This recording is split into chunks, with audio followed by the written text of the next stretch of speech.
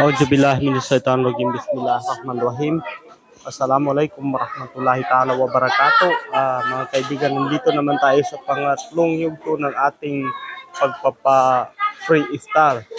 So ngayon po mga kaibigan, puro kanin naman, ulam, saka manok, saka kinatay na pato.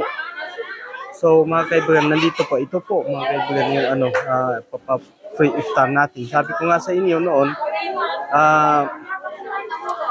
ang Ramadan is amazing. Nakakagulat kasi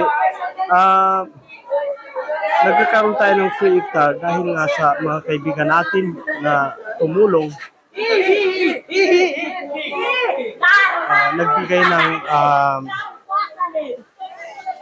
nagbigay sila ng